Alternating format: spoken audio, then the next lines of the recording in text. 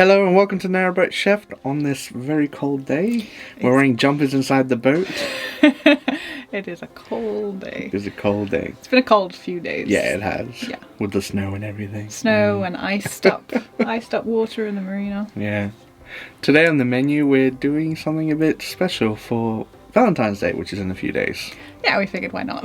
We're not going anywhere or doing anything, so... We might as well make something on the boat. Yeah. We're going to be making chocolate covered cake balls, and I first made this recipe a couple of years ago, just after we moved onto the boat, and I tried to bake a cake. No, we weren't used to the oven. Yeah. Took a few tries to get used to the oven, so my cake came out a bit... overdone. Yeah, a bit browner than it really should be. A bit more bitter. So I decided to kind of scrape off or cut off all of the burnt parts, and I used the inside non-burnt bits. The nice bits. The nice bits that were still cake. I didn't want to waste it. And I crumbled it all up, formed it into balls, covered it in chocolate, and voila, they were a hit. Chocolate cake balls. Chocolate cake balls. So I thought, why not show you how to make them in case you come across similar circumstances and that your oven decides to not play nice. Yeah. I'm not specifically going to burn the cakes that I make for this time round. At least I'm going to attempt not to burn them. Yeah. I've gotten used to the oven by now. Yeah. So let's get cooking. Let's get cooking. Or baking and chocolate covering. And not burning. Not burning. I was initially thinking of making some heart-shaped cake balls, but I did attempt to put them into this silicone mould. It didn't work. They didn't really look like hearts once I popped them out and covered them in chocolate. So I decided to scratch that idea and use these with some, I'll use the leftover melted chocolate to make some little heart-shaped chocolates instead to go with the chocolate balls. It was worth a try. Obviously, the first part of this recipe is you actually need to bake a cake.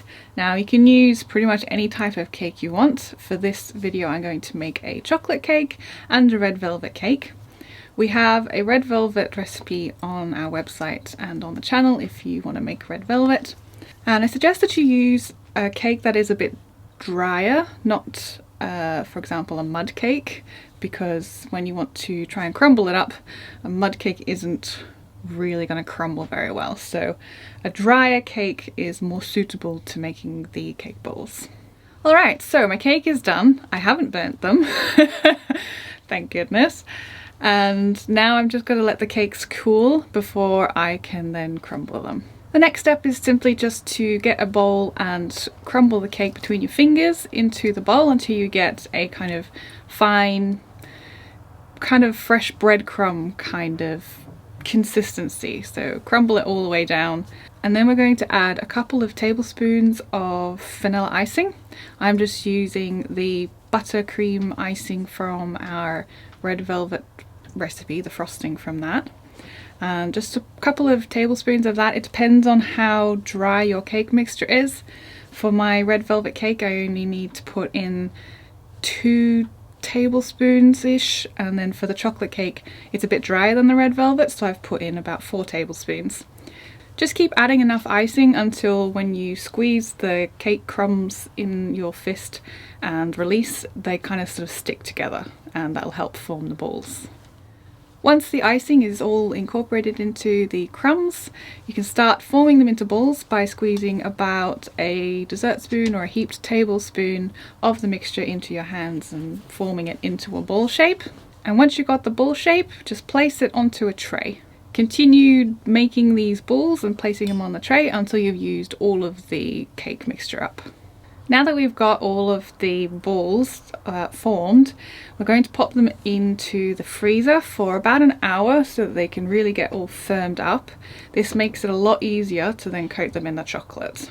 It's been an hour So I've taken my cake balls out of the freezer and they're very nice and firm. So I'm going to start melting some chocolate, and I'm going to melt milk chocolate, dark chocolate and white chocolate, and coat them in different variations of chocolate.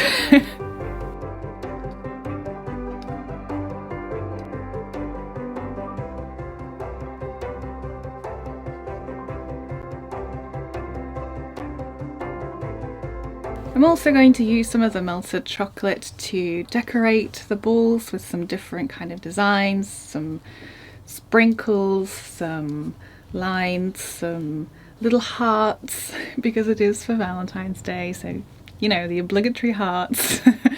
And they're going to start looking very, very pretty. Once the cake balls have been coated and decorated, leave them to set at room temperature for a couple of hours. Well, there you have it. That's our chocolate cake balls. They look nice. They turned out really pretty and cute and very Valentine-y. Which was a point, because I couldn't make them into heart shapes to begin with. So tried that, didn't work. Considering these came out of a mistake when I burnt my cake, they are brilliant little bites of deliciousness. So if you burn a cake in the future, now you know what you can do with it to redeem. To save yourself. Yeah. And not waste all the effort you put into making the cake in the first place. They do take a little bit more time and effort, obviously, than just making a cake, because you have to crumble it and then roll it into balls. But it's definitely worth it. Yeah. They're like the perfect little bites of, if you just want something sweet, just to kind of like get you through. Light, not heavy. Yeah, and you just go, that's good. Yeah, we're going to be doing that for the next few weeks. Yeah. Ooh, chocolate ball. Boonk. Well, I don't think they're going to last a few weeks. No. Especially with like the friends we're going to give them to. Oh, yeah. Hope you've enjoyed this video, and hope you all have a lovely Valentine's Day. Don't forget to like and subscribe, and we'll see you next time. Bye. Bye. Pixel. Pixel, come on. Oh, here she comes. Pixel. Pixel. Hey, Pixel, what you doing? She's like, look at the cake balls already. Every time we bring you up, we need to get the Pixel seal of approval. So you can't eat this Pixel. It's got chocolate. It's not good for dogs. No. But you think it looks good, yeah? Yeah. Pixel seal of approval.